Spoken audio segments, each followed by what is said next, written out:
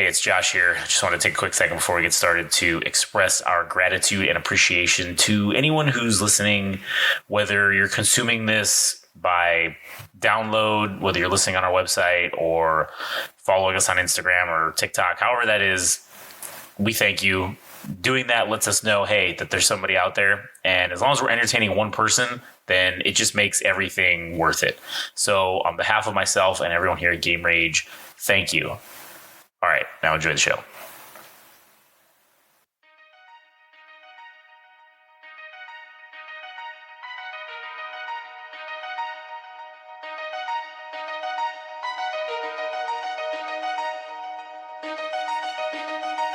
Welcome to the Game Rage Music Show.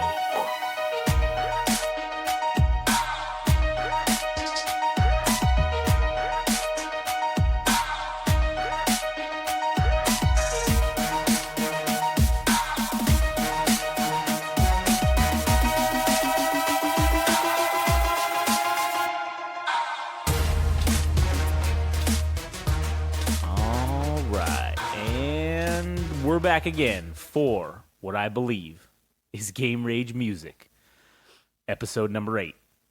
And cheap plug out of the way, Game Rage Magazine on the Twitter and the Instagram and all that stuff. You know the drill. Game Rage Magazine. Follow us, like, comment, subscribe, whatever. Just do us a solid. Anyways, I'm Josh. I'm here with Adam. Howdy. And today we have some interesting things to talk about. A couple of new bands that we want to introduce each other to, and therefore, hopefully, all of you who listen, the tens of you that listen. Yeah, this is like we don't do things on a itinerary or whatever. It's just kind of on a feel basis, I guess you could say. But this is something else I wanted to do was each of us bring some music to each other, and we just like sit and listen, and we just talk about the music itself. And then also, in addition to the other things we're going to be doing, which is doing entire playthroughs of albums or just talking about current events in music or just personal experiences, like things like that. I don't know what that leaves us at count-wise as far as like formats for shows or formats for this show. But yeah. It's got to be at 4 or 5 now, I think. Yeah, and I think that's cool. I think that's something that we are going to try to incorporate and give the people variety, I guess, right? Yeah.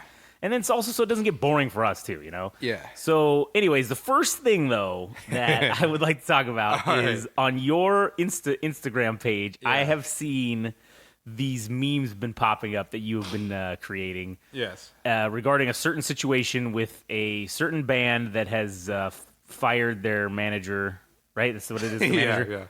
Yeah. And you have been hamming it up, as they say, with the memes. So, first of all, I guess tell me about what brought this on, or how did this come to your attention, I guess, in the first place?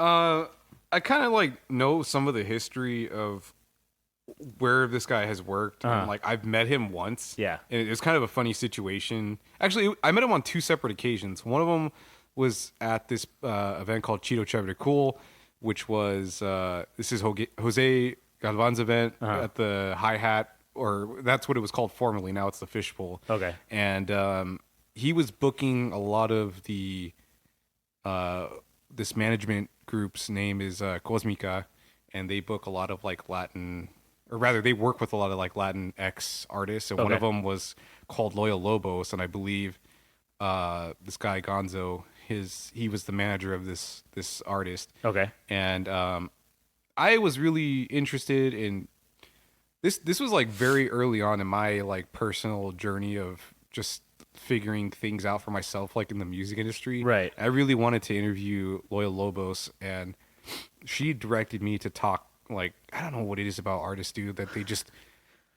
I don't know if it's just me or if it's just a predatory thing that they from the outside looking in, right, or vice versa, rather, they see someone like myself coming at them and they're like, oh, manager. Yeah. Every situation is go talk to the manager. Right. Yeah.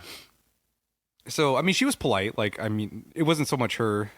It was just, I think that's just kind of the the way things are Yeah. is that when you talk to an artist, if they have a manager, like everything's directed towards them. So then I spoke to the guy. I told him like, "Oh, I really enjoy your artist. Like, Yeah, is there yeah. a chance I could speak with her?"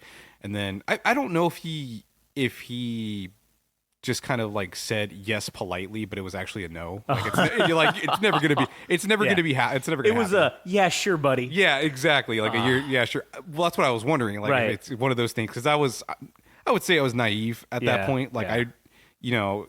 it's sometimes you can like be perceptive and read a room, Right, yeah. But sometimes you don't know. Like, so I couldn't Yeah. really tell. But That this I is- I this is assume the bullshit, worst. yeah. I assume the worst. Right.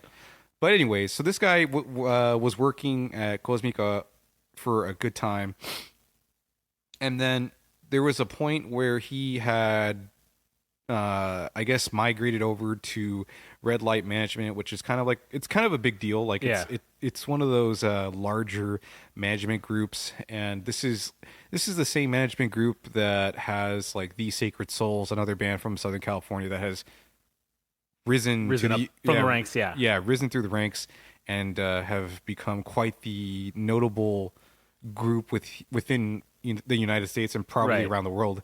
But yeah, so this guy left and he took this band with him called the Marias, Okay. and that was under Cosmica's management. So Yeah. I'm not going to pretend I know what I'm not going to pretend I know what Yeah, the you're not situa- like an insider. No, you don't got no. any inside info. This is all just, shit that you've observed. Yes, Yeah, and okay. the real thing of it is that I care about music itself in its entirety. So Yeah. I like knowing the players. It's like baseball to me. Right. I like knowing all the ins and outs of stuff, and it's just the way I like observing things. So I looked into that dude, and I know he has.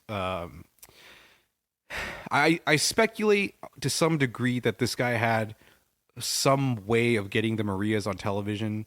They appeared on Jimmy Kimmel, like I think last year. Okay. And I wonder if it was because of the fact that he had worked in television before to some degree. I think he worked with like Disney. Oh, okay. So knowing that ABC is a company Affiliate, or yeah. an affiliate of Disney itself, you have to imagine that there's some kind of connection.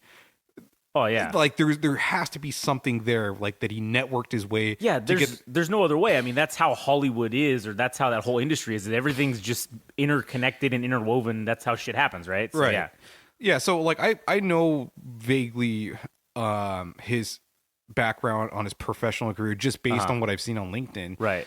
And it just so happened to be within the last couple. I mean, I couldn't tell you when this happened, but at some point the Marias walked away from Red Light Management, and therefore they walked away from this manager they had been working with for I think 8 years. Yeah. So that's a substantial amount of time. Oh, yeah. And then on top of just the real interesting part is that this guy had been working at Red Light Management for nearly a year or two. So it Right. just the separation feels almost abrupt. Like Yeah. you just hopped on this management and now it's all gone like a year and a half later. It's very strange, I guess you could say. Right. And this isn't me like shit stirring or whatever. Well, maybe later. But it was just fascinating to me because I knew the history from very early on of when I was like just starting out, like looking for things in music, like Yeah. whether that was music itself or just learning about people. Right. And that was just kind of like why I kept track of this guy for so long. And yeah, once I found out that they had that separation between the professional relationship between Gonzo and the Marias, I noticed that on the Maria's website that it was on the contact page. That's how I was keeping track of how things were changing. Was I went to the Maria's page and found out that guy went to Red Light Management at some point. Before it used to say Gonzo at Cosmica Management, Right, okay. and now it was Gonzo at Yeah. Whatever theirs is. Yeah. yeah. Interesting. So now when I went back, Yeah. I saw somebody else's name with fucking Mick Management, MICK, Mick Management. And I was like, oh shit, they already got signed by somebody else. And to be truthful, I don't know how big this management group is, but their roster of artists are decent. Like the one juggernaut, I guess they could have, or rather that they have, is this artist named Sharon Van Etten. But I would say like the Marias are probably, to me, their biggest haul. Like, Right. yeah, like I think they scored pretty fucking decently. Like that's like a ready-made artist that Yeah. you can. That's a cash cow. This is Hulk Hogan going to the other wrestling agency or whatever. Right, yeah. Right. Yeah. That's like kind of what that is. That's exactly what it is. So I noticed that, and I shit posted. Yeah. Because okay, I'm gonna full disclosure. What me shit posting is about is it's a test for humanity itself. Yeah. I guess you could say. Deep. Because I have been under the impression, or my suspicions about the nature of the internet or just people itself, Yeah. is that people love drama. Oh, fuck yeah, they do. And when I shitpost, it's obviously to test people, like to see how they react. And Right. when I say things about artists, when I write rosy things and say I love this artist for this particular reason or that reason, Right. nobody gives a shit, dude. Yeah. So when I'm shitposting, it's really to see if that is the difference between people paying attention to something that I'm pouring my heart into and nobody cares. But Right. when I do something like what I did recently, which was make a meme about this guy Gonzo and the Marias, and it was this meme from The Flash, the television series, and I think it's like one of the main characters died, but it's a behind the scenes photo, and it's Maria from the Marias like standing over the grave with like deuces up, and the grave was marked Gonzo Lubel 2015 to 2023, and it said Red Light Management, implying that their relationship was fucking dead. Like. Yeah. And I was like, this is fucking funny, dude. Like, I want to meme the industry because it has given everybody else so much and me so little. Like, Yeah. yeah. I agree though. I don't care who you are. That's fucking funny right there. Yeah, And me not. I saw that, and I don't even know anything about either of these two things. And I said, oh man, that guy fucked up. Whoever that is, that guy fucked up. Yeah. So I made that meme, and oh man, it was I don't know how many views it got or anything like that, but oh man, it caught some pretty good it got some pretty good reception on it. Like people were like, oh my god, this is fucking hilarious. Like, Yeah. Or it caught the fancy of I curried the favor of certain individuals. and they got a kick out of it. Yeah. So we'll see, man, how this pays off for me in the future. Would you say generally that did this get more hits or more likes or comments or views or whatever than like the normal shit that you post? Usually, yeah. Unfortunately, like, I mean, unless I write something really rosy about an artist and they share it themselves, like, of course their audience is gonna want to like or like view the thing. But on my own, dude, like, no, I don't do all that well. I mean, I do okay, but like, I mean, I'm like sub 100, and like I'm in the greater than 50, less than fucking 90 or whatever range. Yeah, okay. But like this one, I think got like 100 plus or something, which is whatever. I mean, yeah. I have the impression that like a good portion of the people that follow me are just bots, anyways. But like I said, dude, like it's bait. Like it's me trying to poke the bear and fucking Because like if I'm gonna be somebody in the music industry, I'm not gonna be fucking. I'm not gonna try to be holding my tongue for other people, right? Whether that's an artist or like other shit. Like I just want to be who I am. I'm not gonna fucking because have you heard that phrase about you know who holds power over you if you hold your tongue in front of them, right? Implying that like if you care about what they think, then that means they have power over you. Yeah, true. So I've heard that. That's my personal belief. Like nobody has paid me yet, so I'm not going to shut my mouth. So you're just gonna continue doing the things that you think are funny or Yeah. worthwhile. Yeah. And then, And the four-dimensional play here, the 4D yeah, chess 40 chess here, move, yeah. is that as I stated before, people love drama, right? True. Whether this is fact or fiction, whether this is actually how I feel about this person or not, whether it is true or whether it's truth or a lie, people watched and they are invested. So like that is the thing of it, is that I just want to push boundaries, dude. Like, Yeah. because everybody's so secretive about what relationships they have with like the music industry itself. Like one question I would love to ask one artist is that she's had her music placed on television, right? Uh-huh. And I know it's not because she's popular, but she still managed to get her music synced On something, yeah. And I would love to ask that question. I know it's very direct, but she's not going to tell me it. Right. Because then that kind of spills the beans on the secret of like how the secret sauce is made. I guess. But then like that's the whole thing though, is again, is that part of like what we talked about before with the whole gatekeeping? Is that what that is? Is it, listen, if I spill the sauce about how I got, let's say, something on TV, right? Is somebody else going to be able to take that exact thing that I did, replicate it, and fucking go do it again? Probably not, because they don't have the connection that I had, or they didn't have whatever the certain thing is that I had that nobody else does, that's how I got my shit on. Yeah. It's not like I'm giving you a cheat code. This is like, oh, hey, I had a connection, or I had a networking event with somebody that I met, and then all of a sudden now here my shit came out on TV. Yeah, so if I can't get those things, then I'm going to do the thing that will draw attention to myself and basically parody the music industry, because nobody wants to fucking play with me, dude. Like, nobody wants to fuck with me. All right, cool. I'm going to fucking turn it on his head and be a dipshit. Yeah. Honestly, that's kind of how I feel about everything in general, and I kind of think that's what's cool about at least what we're doing. Again, we're not reinventing the wheel. We're not doing anything fucking new, I guess. But it's like, hey, if you're not going to give me a seat at the table, that's cool. I'll make my own table, all right? And fucking have my own little... I'll sit at the kids' table. I don't give a fuck. Yeah. You know, I'll sit here and I'll do what I think is funny and what I think is cool and what I think is worthwhile.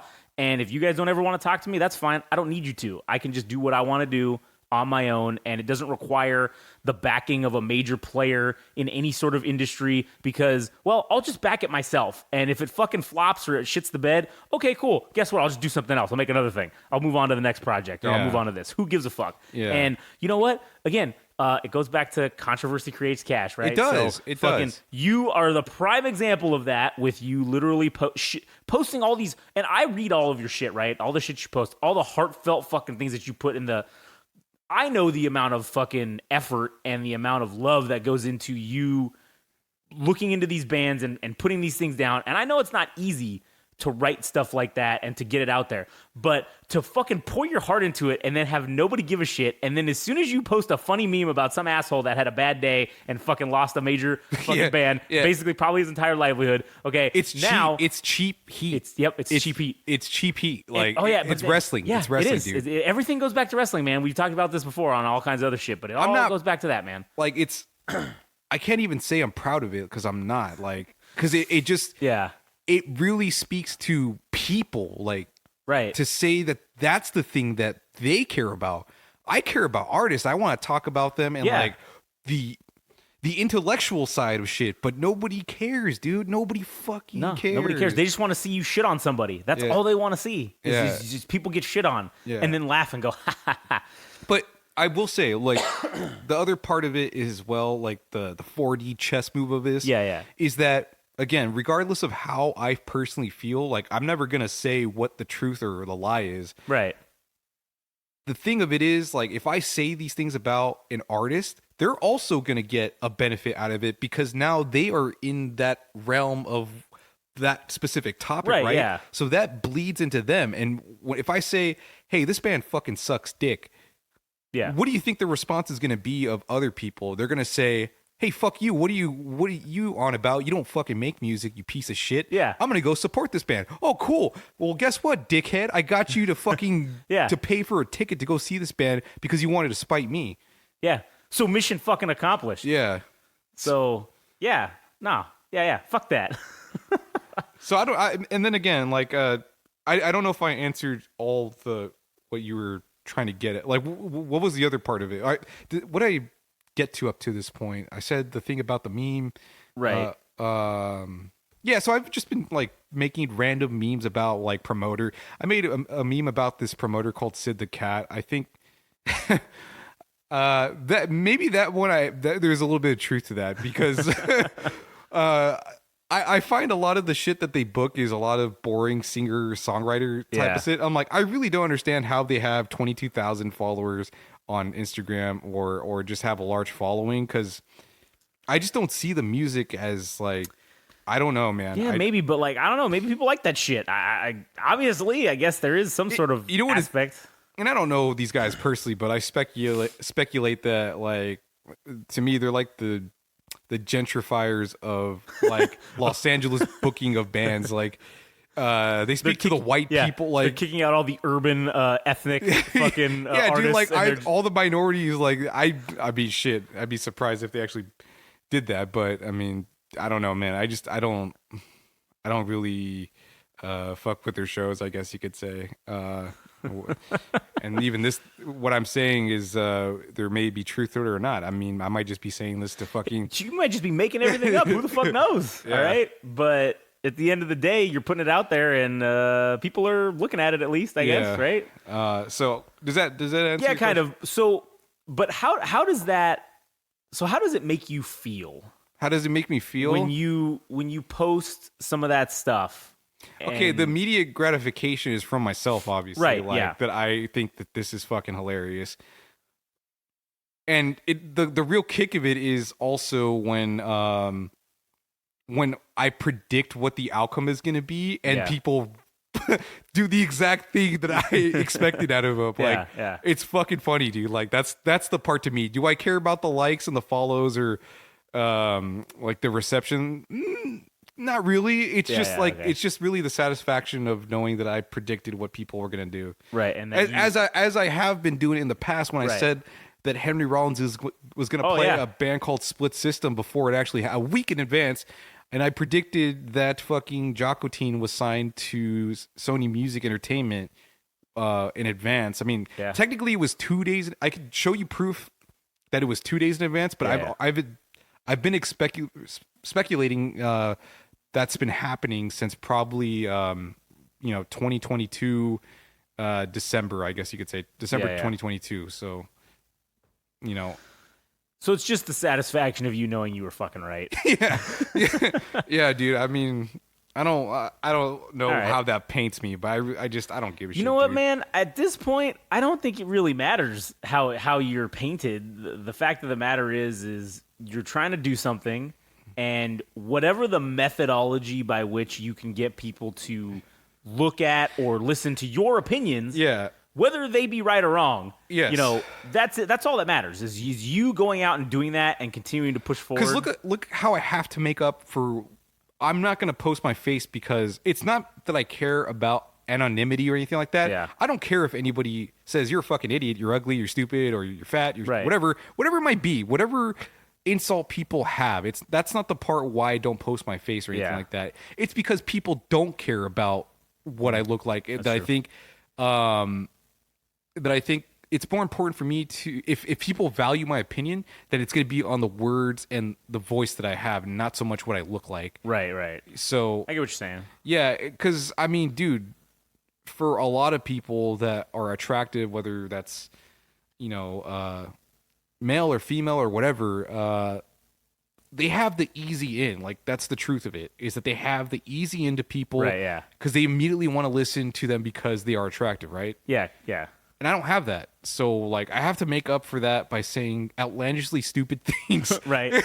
Well, that's kind of what we're doing here with this whole thing, right? Yeah. And I feel the same way about you in regards to that. And I think that, okay, obviously, because we're going to be doing in October, we're going to be doing a giveaway thing, right? Yeah. And I'm going to post a video of me holding the thing giving away, right? And that's the first time anybody's going to really see at least what I look like. And I have a feeling that all 7 of our followers will unfollow us once they see that, and one of them is my wife. So just to tell you about how ugly I am, that's probably what's going to happen. Yeah. So whatever. If it fails, it fails. If it works, it works. Who knows? But at the end of the day, yeah, I don't think it really matters what the fuck you look like. It's what content can you put out.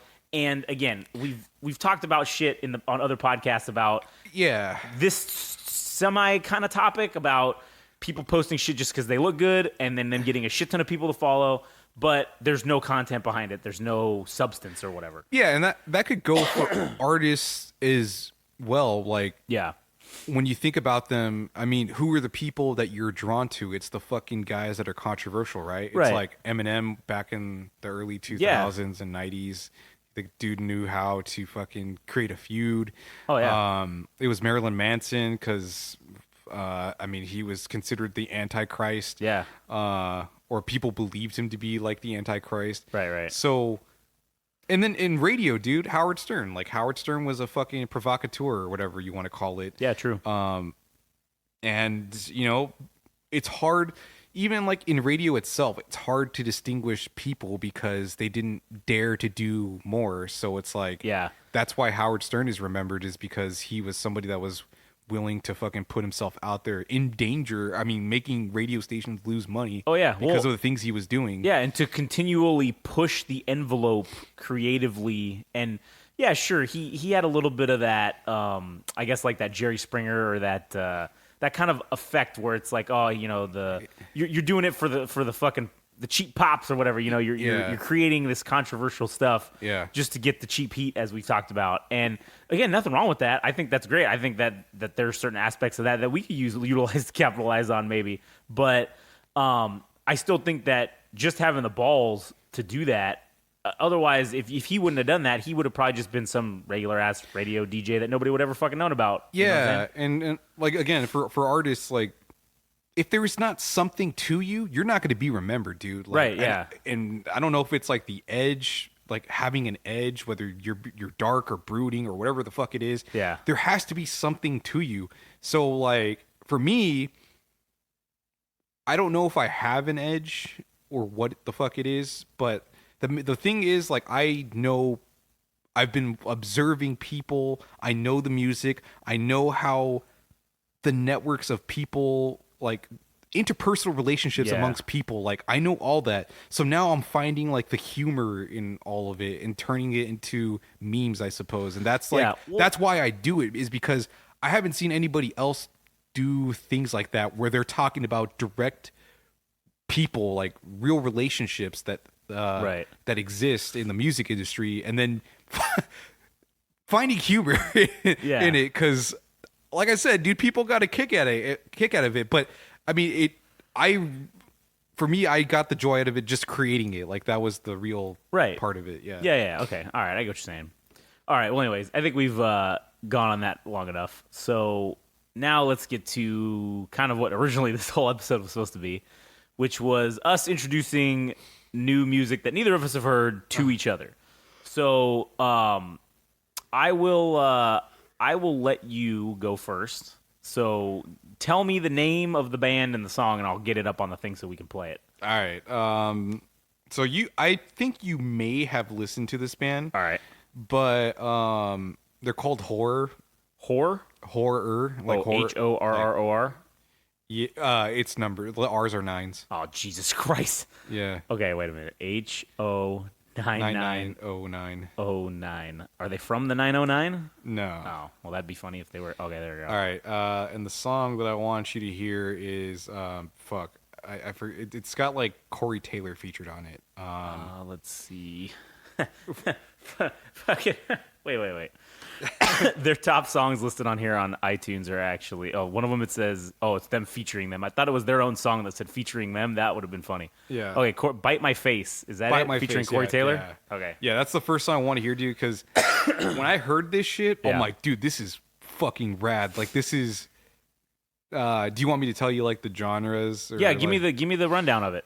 Well, I like these guys because this to me is what 2100, like 2049 sounds like. This is the future. The future of music. Yeah, like it takes industrial music or electronic music, I suppose, as well. Okay. And it adds rap in, it adds like punk, but they had their songs that they're more, I guess, punk driven, I suppose. Right. But it's just that the whole blend of genres plus rap thrown on top of it just makes for a really interesting sound that I would say that I'm not a day one fan of this band. Like I recently discovered them, and Okay. it was this album that I heard. I'm like, this is so fucking cool. Like Yeah. I was blown away when I heard this shit. I'm like, this is when people talk about like, oh, things aren't as good as they were back. They're not as good as they were back then, right? Right, okay. I don't think there's any truth to that. I think music is constantly evolving, and in some cases it's better, or some cases it's worse. So this is one of the better cases. That, like, if you wanted to find something new and interesting, Yeah. this is what I believe is interesting. Okay. All right. So this is horror HO9909 called "Bite My Face" featuring Corey Taylor. So this will just be kind of like we did with the Genesis Owusu one. If you're listening to this on the podcast, it'll pause. You can pause it. You can go listen to the song and then come back and just replay. And we're gonna pick up right where exactly where we left off. Yeah. Now, if you're listening on Heady Radio, Yeah. you'll just hear everything in its entirety. So like you'll actually hear the songs plugged in, and no additional work will be put on you. Yeah, But if you just yeah. want to hear the like we said, for the podcast, if you want to hear it right away, you go on Game Rage Mag, the website, and you can hear the podcast as soon as it drops. Yeah. But if you want to wait around till fucking Heady Radio and just so you don't have to do any work. do any work, you can do that too. Yeah, totally acceptable. Both things are acceptable. Yeah, absolutely. All right, so here we go for the first song, "Bite My Face," featuring Corey Taylor by Horror. All right, so that was "Bite My Face" featuring Corey Taylor. And if you don't know who Corey Taylor is, That's the guy from Slipknot, right? Yeah, it is. Okay, all right. Because I was like, oh man, I recognize that voice. Yeah. And I was like, I think that's the dude from Slipknot. Yeah. Yeah, man. I'd say that was pretty fucking good. I enjoyed that quite a bit. I think that I don't know if it's because I also like Slipknot. I don't know if that is also because I was like, oh man, that's good. The vocals are good, but the whole thing was good. I like that when you said that shit earlier about this is what I think 2049 sounds like or whatever. This shit should be in like that cyberpunk game, right? That's kind of like what this comes from. I feel like everything around me should be in neon. Everything should be, people should have robotic limbs and shit. That's kind of what I get of this music, where it comes from, I guess, right? And I don't know, it's pretty fucking good. Yeah.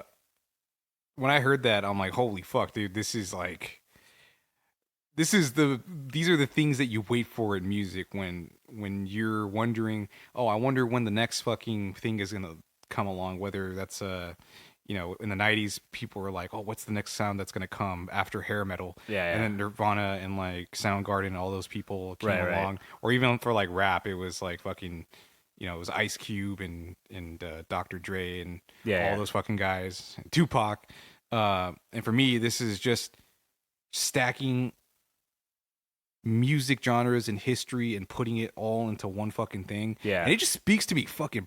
I love how angry it sounds. It's so primal. Yeah. And then the juxtaposition of like the more electronic shit and them yelling and then going to the softer sound on the like the back portion of the song. Yeah. I'm like, that's fucking cool. Like I love that. Cool. So I don't know. Like that's just what I love about these guys is that they're challenging what I believe to be good music. So Yeah, no, that was pretty legit. So we're doing one song or two songs, or what are we doing for this for every artist? Did we come up with a thing? Did we care? oh yeah, I thought it was gonna be 2 songs for every artist. All right, I just want to make sure. So do you want to go with the second one for this one? Yeah. Since we're already on them. All Yeah. right, what's the second one? I think it's called Battery Not Included. Battery Not Included. All right, so that is not on their list of top songs. So let's see. It's in the album. It's called this Skin, I same think. Skin. Okay, all right, let me click on it. Oh yeah, Battery Not Included. There it is. Yeah. All right, so this next song is Battery Not Included by Horror, spelled with 9s instead of R's, off of their album called Skin. All right, so that was Battery Not Included by Horror. That one was pretty fucking good too. I like that. It was cool at the beginning with that guy when he was talking all that shit about it's the push buttons and the techno, and then they started with that, the push buttons and the techno shit. Yeah. That was funny. So how did you find out about these guys? I don't remember. I don't know if it was like recommended to me on Spotify or if I just it Randomly came across it. Maybe it was either that or when you get new releases or whatever, it was like something that was either recommended to me or I found it from like different websites that usually talk about like new releases and stuff. I'm like, oh, fuck. Well, the picture looks interesting because these guys look like they're from hell. And their music sounds like it's from hell. Like, dude, there's something about their music. It's just like it's weird. It's like demonic. It's creepy. Yeah, and then it switches up on you, and it has like that soft side. But yeah, dude, I love this band. Like, I have those songs are even a little bit more in my regular rotation of music when I want to get fucking like get pumped. Yeah. Get mad. Yeah. Nice. All right. So that was your first one. So then, all right. So my first one, this band, I kind of just recently found out about these guys too. It's not like I've been listening to these for years. I'm not a day one fan or whatever as you referred to it.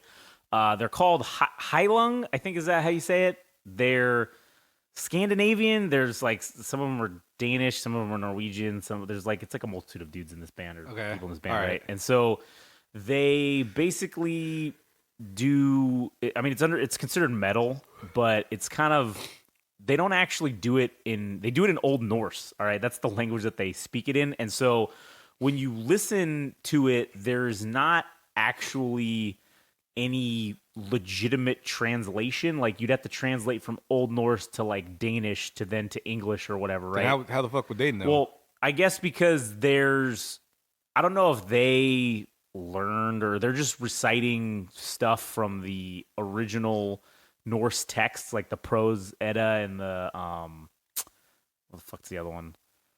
Whatever the Norse text, right? Like the Norse, sure, yeah, mythology texts or whatever.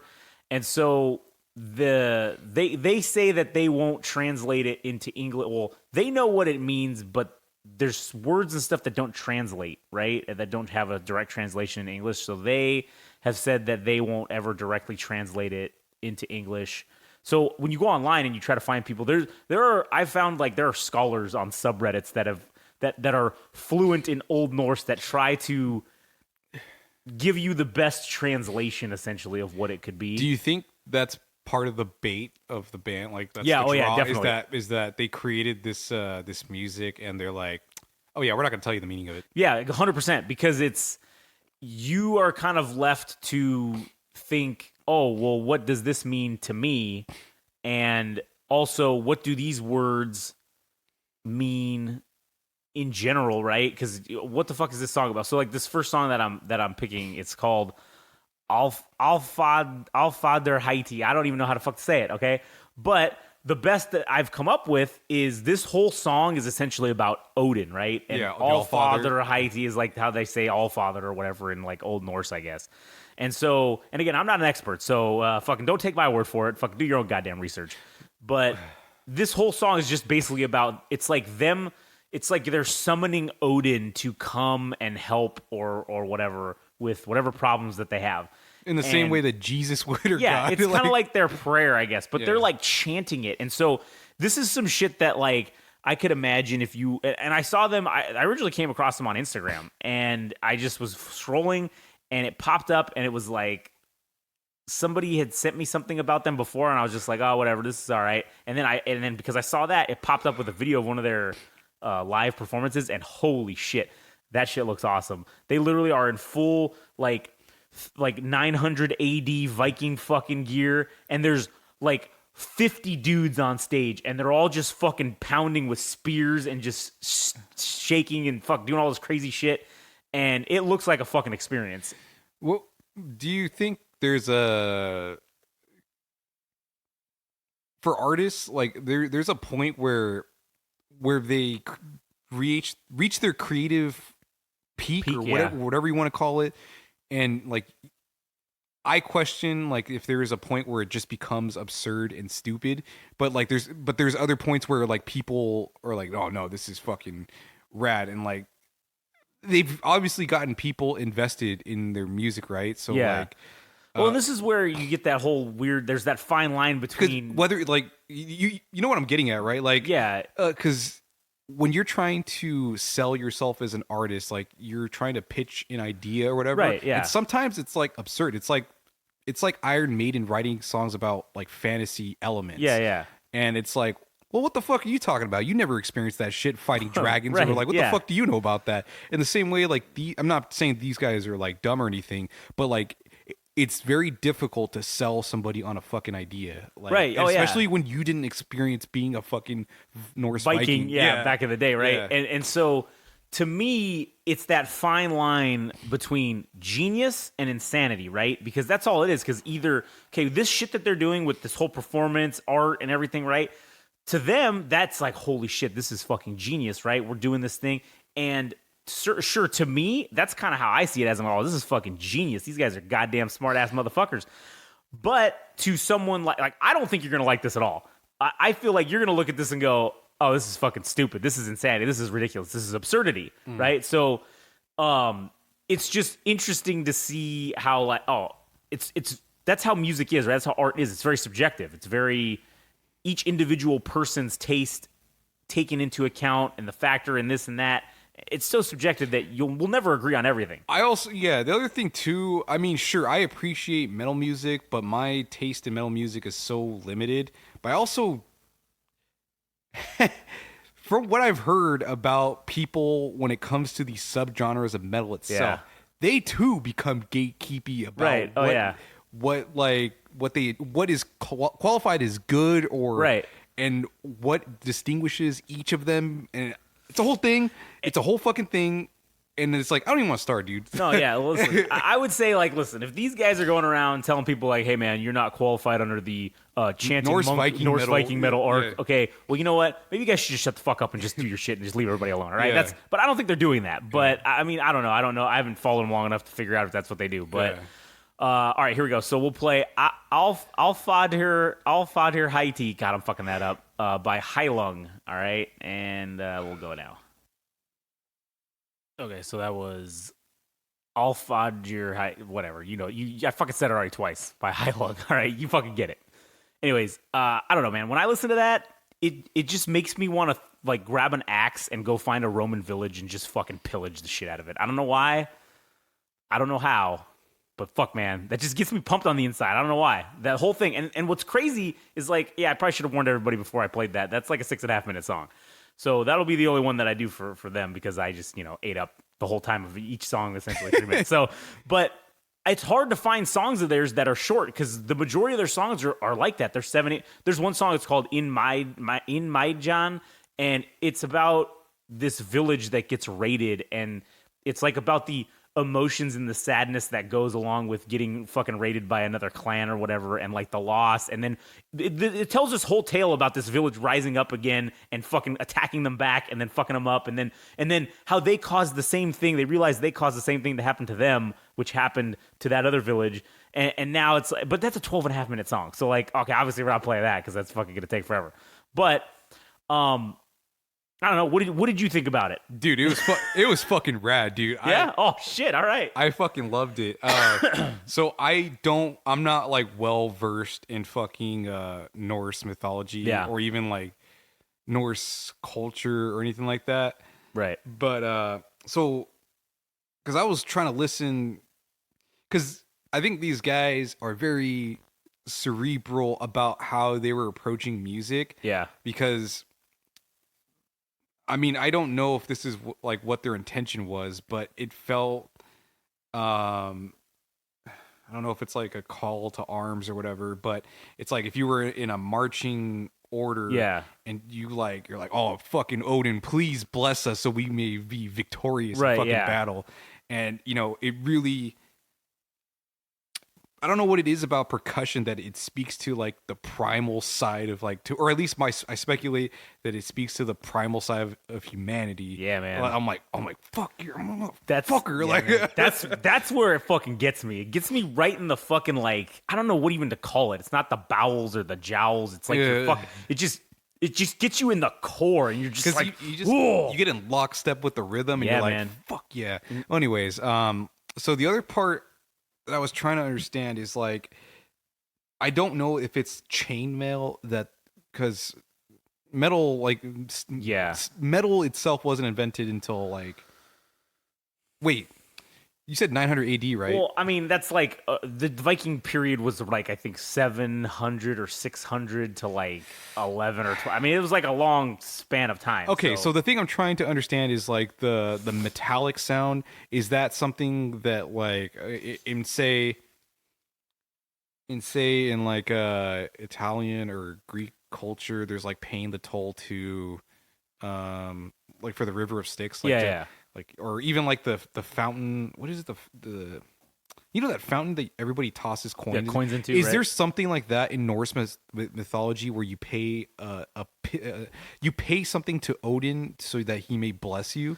No, because like at least in my understanding, so Odin, because in order for Odin to gain all the wisdom that he did, he had to sacrifice his eye. That's why he's only got one eye. Yeah. And so because he sacrificed that eye, he had to sacrifice something. So it's not like, and I think that speaks to kind of the Norse, or I don't know, that's probably not even the right term, but whatever that culture is, right? It speaks to that you kind of you have to earn everything. You can't just use a cheat code. You got to give, in order to get something, you got to give something. And money is not something that is going to be something that you could do that with. You can't just pay, oh, here's all the riches in the world, give me all the knowledge. No, man. You got to sacrifice fucking something. Yeah. And I think that's kind of, I don't really think that there is anything that's like that. Okay, so what do you think the metallic sound implies? Because the great thing about this song was that it does tell a story with the sounds themselves, like because the percussion kind of gets you like, all right, we're in lockstep with one another. We're marching towards the battle. Yeah. Where do you think the metallic sound falls? Well, to me, that's the metallic sounds that I heard it was weapons clinking against armor. Right. It was like, they're marching. So that's kind of the ambiance that they were. Yeah. It's like like that, or like, when you're walking and if you're wearing all metal or you're wearing some metal plate, or even if you're not wearing metal but you have metal fasteners and they hit against your axe or something like that, like then okay, or your sword or whatever, then all right, cool, like that is where you kind of get those noises. And one of the things that's fucking cool as shit about these guys is they do everything. They record like those wolves and shit, or the dogs, like they record all that, I guess, themselves. Like they don't actually go and fucking, oh, let's just find some stock fucking audio of this shit and just use it. No, they go out and record all the sounds that are in every single song. Like they do it all themselves, which is kind of fucking cool. And I think that's a nice touch. And honestly, I think you could tell that if you were to do that same thing, but you were to take some stock bullshit, I think you'd be able to see through that and see that this is horseshit. But because they likely went out themselves with a fucking little handy cam recorder and just fucking, hey, Wolf, could you fucking howl into this real quick? Like, or whatever the case, however they did it. But yeah, I don't know. I'm so like hung up on the metallic clinking sound. I'm like, what is that for? What is it trying to say? And if it might be, it's representing we're going to war. We are about. That's about to be the only fucking sound you hear is men screaming in agony and pain, and metal clinking against other metal. Yeah, and one thing that I really enjoyed about those sounds is that if you pay attention to the song, if you have a good headset or whatever, you can hear the sounds like panning from left to right. Oh yeah, and I was like, oh fuck! It feels panoramic. It feels it's cool. They did a good job with making that seem like it's all like you're inside the environment. You're all around. It's all around you. It's happening everywhere. Yeah. So and I wrote some other shit. Oh yeah. So, cause oh shit, my wire. Hello, testing 1 2. Oh, there we go. All right. So the other thing that I enjoyed as well, because sticking to the Norse theme, is that there's ravens. Oh yeah. And I'm like, oh, I like that because I know Odin's like avatar is a raven, I think. Right. Yeah. So I was like, that's pretty sweet. What's kind of cool is so at the beginning when they were when you heard the wolves start, right? They were literally chanting for Odin's wolves to come. Yeah. And then they're chanting for the raven Mungnir or something, I think is his name, or Maknar, something, whatever. They were chanting for him to come. And so they were saying, in those parts, they were saying all the different names that they've been known by to get them to show up, to get them to help them to call Odin and to help help him with whatever it is they're doing, right? So that was a really cool touch too, is because those things didn't hit until, they were being called upon. And then like, rah, you hear it, or you hear the wolves once they start calling for him and stuff like that. It was pretty legit. Yeah, so I didn't have any other notes about the song. The Yeah. vocals, I mean, not what you would typically call like not traditional vocals. It's like kind of on the guttural side, Yeah. like it on like the bass. Like it's that. Yeah. I'm like this is cool. It almost. I don't know if it's supposed to be meditative in a way, but in That's- some ways yeah. it is. Like, Yeah. and I don't know, man. I really enjoyed the song, and like I almost don't know if I want to listen to a second one because this was like my first experience Yeah. listening to their music. So it's like I'll listen to it on my own, but if I hear a second song and I don't like it, then I'm like, I don't want to say it's going to ruin the experience. Right, So like yeah, on yeah. here, but like that was pretty cool. Like I thoroughly enjoyed that. All right. Well, good. I'm glad to hear that I was able to impart something upon you Yeah. that you have never heard, and you actually thought it was cool and enjoyed it. So do they actually make metal music, or was that just the? There are a couple of songs that kind of have that in Yeah. it, but it's mostly this. Oh, so it's And more like it's more of like a folk sound, right? Yeah, but they're with, under like, yeah. they are under the category of metal. That's what everyone classifies them as, and that's what it says on the iTunes thing. Yeah. So to me, I'm not quite sure if that is really what fits it, but either way, it's fucking great no matter what. So Yeah. at least in my opinion. So all right, what do you got for your second go here? Shit. Well, I guess since we were talking about Pixel Grip a while back, I thought, at least let's try to make it All right. make it appropriate for the situation. Since we talked about them in episodes past, True. and so you can hear what they sound like, and I almost want you to. What I would like to do is for you to watch the Oh, the music the video. music video All for right, one of their I'll songs. pull that up. All right, let's see.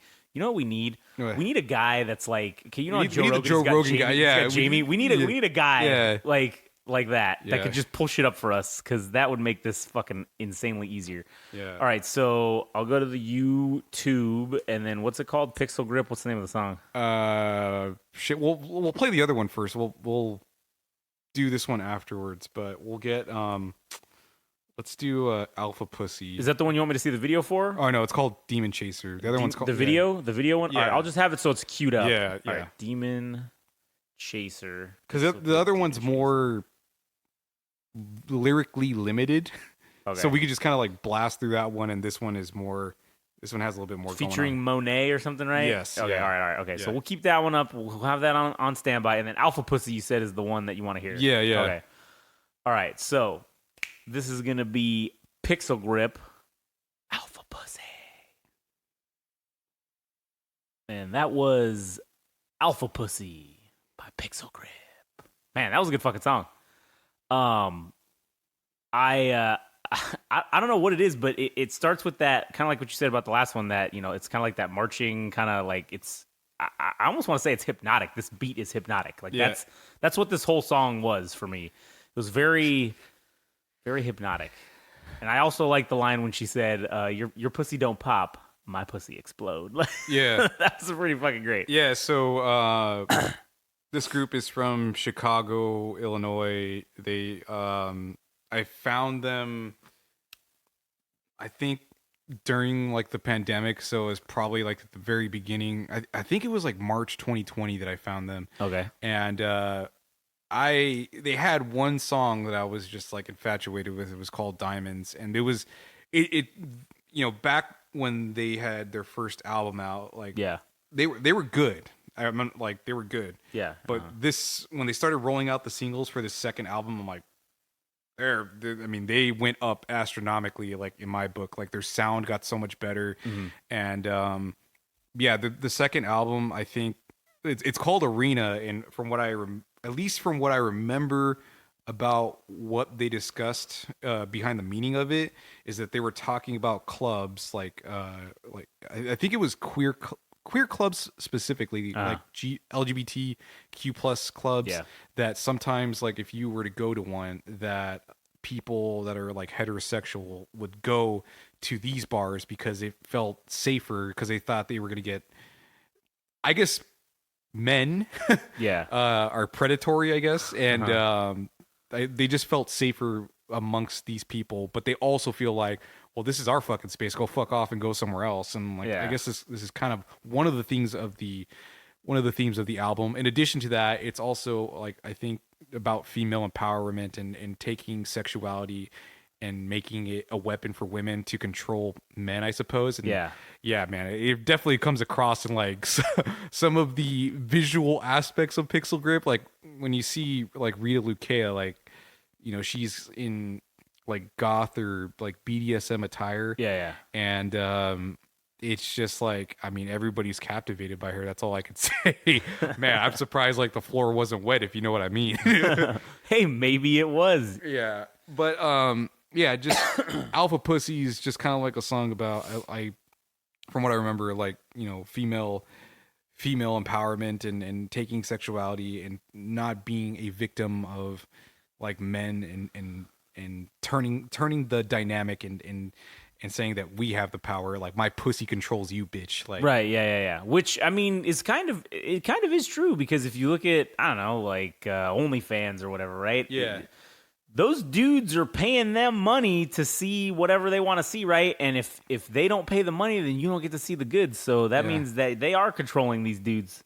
You know what I'm saying? Yeah. So I just like their sound because, oh man, it's just fucking good, dude. And that first 30 seconds with like the bass synth, Yeah. I was thinking, I'm like, shit, I don't know what the odds are of these guys getting into the movie industry, but that first 30 seconds, I'm like, I could see this for a horror movie about a serial killer. Like, he's just like, the way Mike Myers doesn't run, he stalks and just like walks at a steady pace. Yeah. Like, that's what is drawn to me. And I think that Pixel Grip, if they given the opportunity, could do like horror movie, like the soundtrack for horror movies. Like, I think that'd be something that I would speculate could be in their future. Because they just have a good sound, dude. I don't know. That's very interesting. Are they, in terms of I don't know how to put this, but in terms of, I guess, their place on the, I don't know, popularity meter, I guess. Where are they? Very well known? Are they worldwide? Are they local? Like, what's their status? I think right now, well, they did tour Canada, so there is probably a little bit of like International, technically. a little bit of an international appeal. But I would say they are more. Well, I'll say this: like, from the time that I started following them, they had a smaller following, but now going through like their follower list, there are more notable names with check marks. Like, follow them. Okay. So like the name is starting to get out there, and people are starting to get on board. But yeah, I think right now they're more known on a semi-national level, and what I mean by that is that I think maybe half the country would welcome them. Obviously Chicago, right. I think New York would probably be a good spot for them. Obviously Los Angeles has received them extremely well. Like, they've played here, I think, on 3 or 4 separate occasions. So that's pretty good. Yeah, I think California is probably maybe the place that's the most receptive to them, besides like Chicago. But yeah, I think in terms of popularity, I think they're still fairly like new faces. So, I mean, you know, as much as any band has a following when they just start out, like, they got so much more. I think their ceiling is there's still so much to go, but at least right now they have a pretty fucking good start. Like, they have this guy named I haven't listened to his music before. I know who he is, but his name is Nate No Face, and like, that guy is following them, and there's a bunch of other artists that are following them. And yeah, I just think they're wicked talented. And recently the lead woman, Rita Lukea, I'm not really sure how this opportunity came across for her. And it might just be the fact that I think Audio Tree is in Chicago, like the company or the brand that does like the studio sessions. Like, they'll have bands come in and do okay. I think because or from what I remember, they're from Chicago itself, like where they record. So maybe it was just like the perfect pairing, that it was just the fact that Rita is in a really great up and coming band in Pixel Grip and Audio Trees operating out of Chicago that the pairing happened. But now she's working for Audio Tree, and she's like introducing bands and like interviewing them as they play stuff. That's pretty sweet. So it's like, that's very cool for someone like her to not only do music but also do something like this where she gets to speak to bands herself. So yeah, that's pretty dope. Congrats to her. Yeah, absolutely. All right, so the next one is this is Demon Chaser. Demon Chaser. All right, so we're gonna watch the music video. Yeah, because I mean, it's like, well, we'll kill two birds at one stone, so you know what these people look like. Right. But there's a little bit more to it than just the music video stuff. Like, I'll fill you in on some of the things behind it. All right, well, let's watch it. Pixel Grip, Demon Chaser. All right, that was Demon Chaser by Pixel Grip. And we're back on. Yeah. Okay. And man, I feel like I just did a bunch of fucking acid and fucking and man, that was very visually stimulating. Yeah. I like that. I don't know. I like the song itself was good. I like that. The video was I didn't get it, but I'm an idiot. So all right. Well, the only real interest I had in sharing the video is that like some of the attire. Well, actually, the video itself, like how they approached it. Yeah. So in this article written in the Chicago Reader about Pixel Grip itself, they were talking about how when they made the music video, it was heavily influenced by Weimar Republic, Germany. So this is just after World War I, right? Yeah. And I don't remember if this like German expressionism and Weimar cabaret, which is like an art style, are synonymous with one another, but I believe they are. So like the approach of when you do something in terms of like the Weimar cabaret or German expressionism is that you're familiar with like Beetlejuice and like Tim Burton movies, right? Yeah. That's German expressionism in his earliest movies.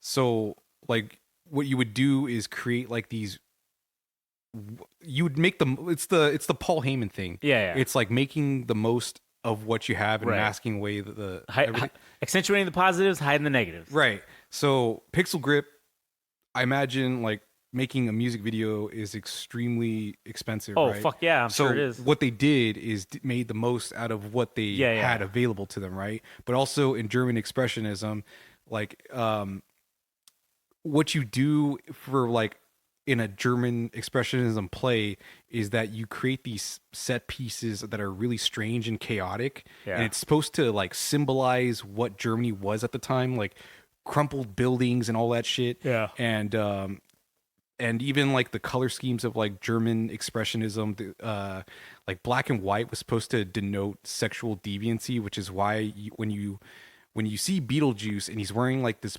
striped black and white suit, is that he's a sexual deviant and he's going after Lydia, and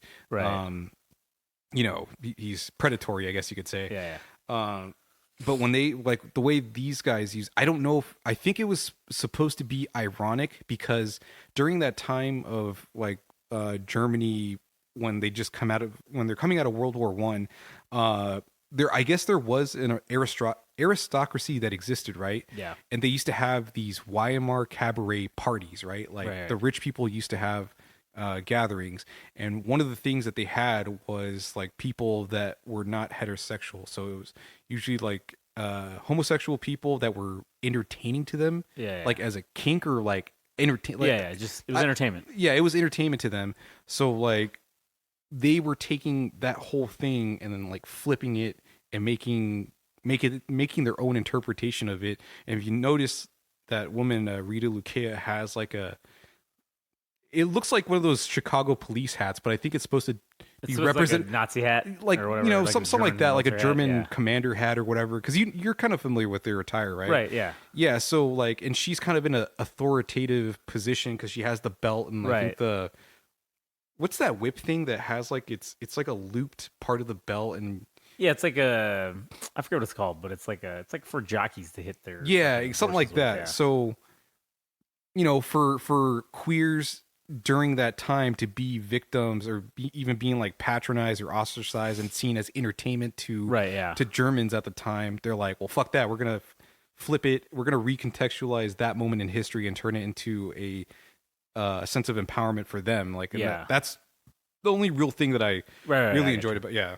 Yeah, no, I get you. That was a good song though, and the music video was it's funny to see how it's almost like the narrative of whatever you're trying to tell is influenced by how much money you have to be able to tell the story, because then it's like, okay, you gotta again work within the means of what you have, so you can't do some crazy shit like you might think you want to do. Yeah, and again, like the thing with German expressionism is that it seems chaotic, and like even in the music video, like the entrance to the door was like a giant fucking mouth, right? Yeah, like that is something that you would see typically in something that would be considered German expressionism. So I like, for them to do that with whatever amount of money I don't imagine it was a lot, but just the creativity to do that with like not a lot of stuff. And if that music video feels like a fever dream of just fucking sex and yeah, basically, like, man, you could probably listen to that and do ecstasy for like be on ecstasy and be fucking horny and drugged out for 8 hours. Yeah.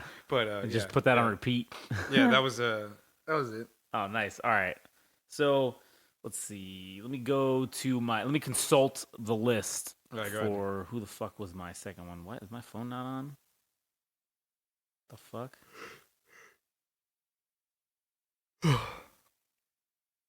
I don't think it died. Like, it's just not turning on. Well, anyway, I remember what it was anyways. So the second one I'm gonna go with is this one's in English. This is the only English one on the list. That's cool, yeah. So it's Brothers of Metal is the name of the band. And let's see, Brothers of Metal. There we go.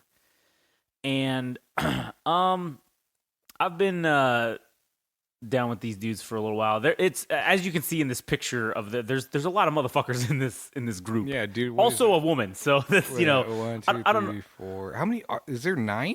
3, 4, 5, 6, 7, 8. I think there's 8. 4 and God 4. damn, Yeah, that's man. There's a a lot of huge people. ass Yeah. band. And they do a lot of different like this is what you would imagine folk, quote unquote, metal, because they do play hard, they do play metal, they do play regular instruments, but there's some folk shit to it, and then there's ironically they're called Brothers of Metal with the female vocalist. Yeah, she is like, I think she is like the lead vocalist, man, because she's featured prominently in all of these fucking songs.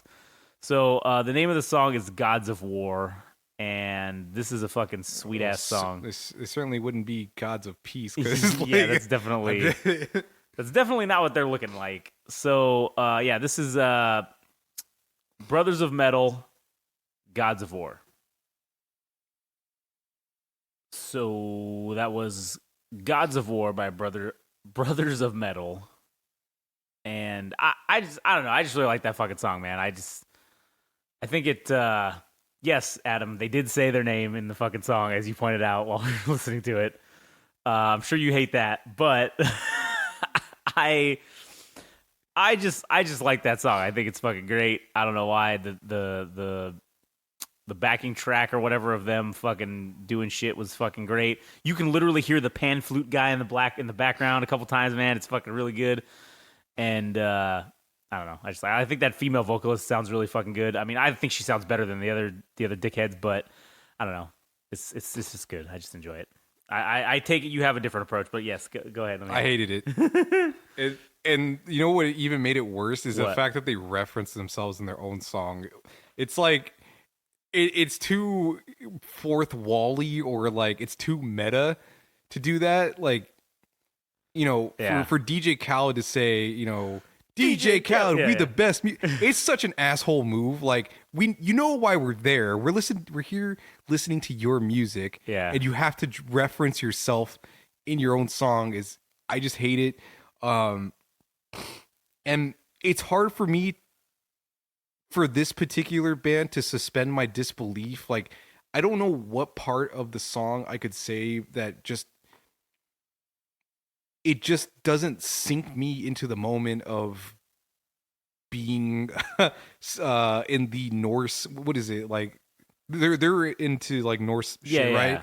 Like it didn't hit the same way that the other thing did. Because that thing, I was like, oh, this is this is badass. Like, I believe I'm in Viking Right. times. Yeah. And this shit, I'm like, this is more comical, dude. Like, I can't get behind it. I'm sorry. But what I will say is that it's always amazing that a band like this or other like Viking metal bands have great vocalists, and for them to squander their opportunity of their vocal talents and play a band like this. Yeah, you just don't get it. It's just beyond you, right? You just can't figure it out. I can't figure it out, dude, because it's like, they obviously have a good voice, but they're putting themselves in such a niche genre. Well, how big is their following? Oh, honestly, I don't fucking know. All I know is I fucking found them one day by accident on fucking iTunes. It recommended it to me, and I fucking was like, oh, I like this. And then I just started listening to it. I don't follow them on anything. I don't know shit about them. I've done zero research about them whatsoever. Okay. All I know is that this music is their music that they make is I enjoy it. That's all I know. Yeah. That's all I know. And maybe that and this is where the normie aspect of Josh comes into play here, because I did, like with Heilung, I did some research. I had to go on the internet. I had to scour things to figure out stuff, right? This didn't have to do any of that. So I didn't do any of that. I just was like, oh, this is something I enjoy. I know jack shit about it other than, it's just interesting. And this is like where you take the I guess the approach of with every, band that you enjoy. It's like, oh, like you said, you like to know about, all the team, like to know the whole team, right? You like to know who the general manager is, who's the fucking offensive coordinator, who's this, who's that, not that they have those things, but you want to know those types of people, right? I don't give a fuck about any of that, all right, with any of this stuff. So I don't care what team they're on. Or I mean, all I know is they make a couple good songs that I think are cool, and that's it. So yeah, well, I mean, shit, it's like, I mean, I can't expect fucking Beethoven out of this fucking band, like the same way that somebody can't expect a Godzilla movie to be a fucking psychological thriller, that's like true. That's true. or a fucking Godzilla, Austin Powers movie to be fucking GoldenEye or some shit, an Oscar-nominated movie, or whatever.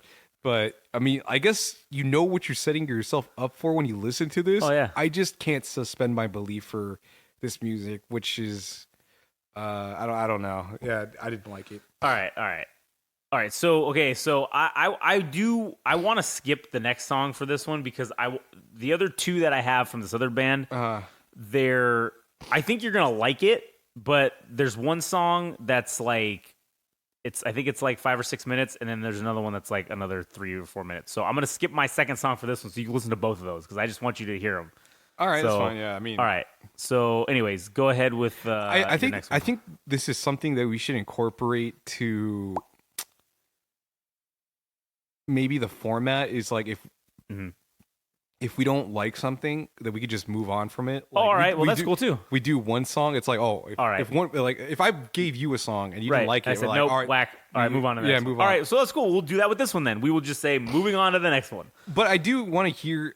I don't want to be an asshole and like want to move on from this, like, because I do want to give them a second chance, because maybe I might not like it right now, but if I, Oh no, you're not gonna. I guarantee you, this is not the only song that they say their name in. Okay, so oh really? You're gonna fucking hate it. It's in like almost every song. There's like a reference to "We're the Brothers of Metal," or there's somebody they pop it in there every single fucking time. So you're gonna hate it. Such a douchey thing, dude. It's like Tenacious D.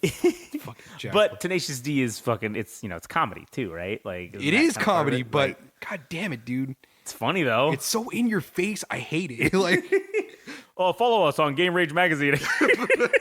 This fucking son of a bitch. Anyways, all right. What's the next one you got?